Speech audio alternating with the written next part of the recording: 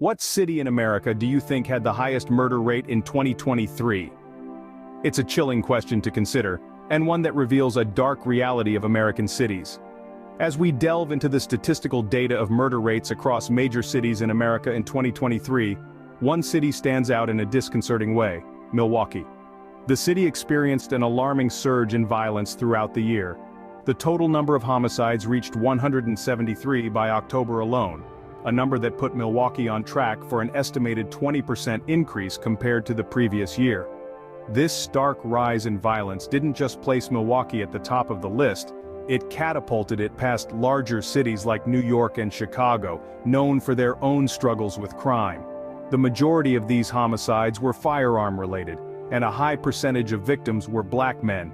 Each one of these statistics isn't just a number, it's a life cut short, a family left to grieve, and a community left in fear. This grim reality begs the question, why?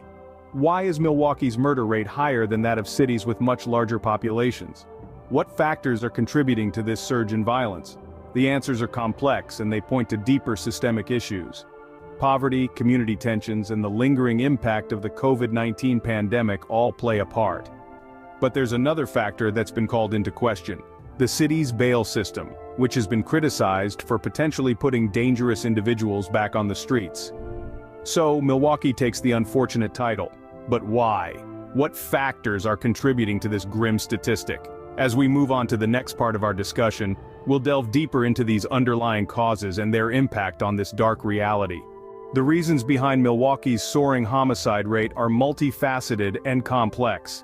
It's like a jigsaw puzzle, with each piece representing an element of the society. Remove one, and the entire picture becomes unclear. Let's start with poverty, a significant factor contributing to Milwaukee's escalating violence. It's no secret that financial hardship can lead to desperation, and desperation can sometimes turn into crime. When people struggle to make ends meet, they may turn to illicit activities, creating a vicious cycle that's hard to break. Next, we have community tensions. In any society, conflict can arise from a myriad of sources, ranging from racial and cultural differences to territorial disputes. Milwaukee is no exception.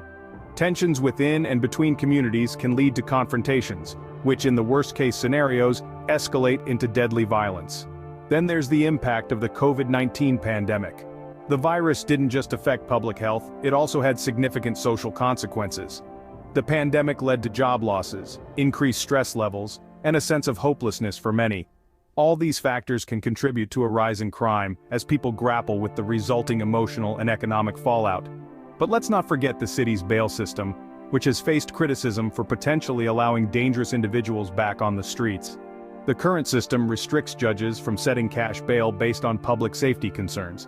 This means that some individuals who might pose a threat to the community are released back into society, raising questions about the system's efficacy and fairness. So, we have poverty, community tensions, the impact of the COVID-19 pandemic, and a criticized bail system. All these elements coalesce, contributing to Milwaukee's high homicide rate. It's a complex issue, with no easy solutions in sight. To combat this crisis, understanding these underlying causes is crucial. But who are the victims and the perpetrators? The majority of homicides in Milwaukee are firearm-related, with a high percentage of victims being black men. This is a grim reality that underscores the racial disparity in crime and violence in the city. Let's take a closer look at the demographics of the victims and the perpetrators. In Milwaukee, the victims of homicides are predominantly black men. This demographic group finds itself disproportionately affected by violent crime, a trend that is not exclusive to Milwaukee, but is seen in many American cities. Now, let's talk about the perpetrators. Again, we see a disparity here. Just as the victims are predominantly black men, so too are the perpetrators. This is a complex issue, with roots in socioeconomic disparity, systemic racism, and other societal factors that are beyond the scope of this video. But let's put these numbers into perspective.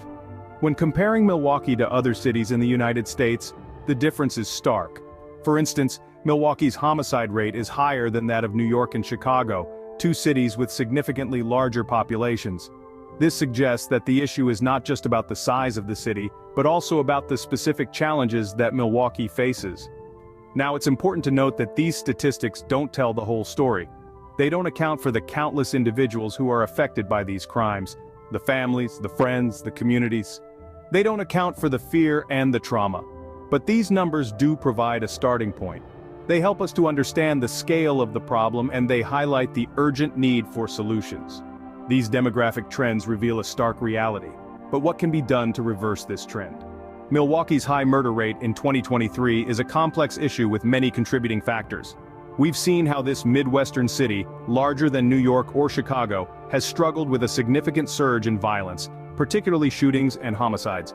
A 20% increase compared to the previous year is not a figure to be taken lightly. The majority of these murders were firearm-related, with a high percentage of victims being black men. This is a stark demographic reality that cannot be ignored. The city's bail system, restricting judges from setting cash bail based on public safety concerns, has been under scrutiny.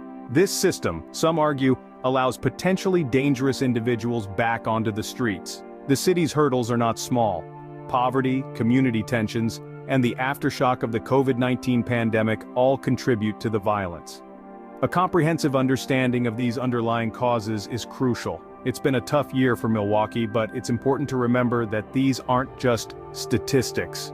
They're people, families, communities. The path to change is not easy, but understanding the problem is the first step.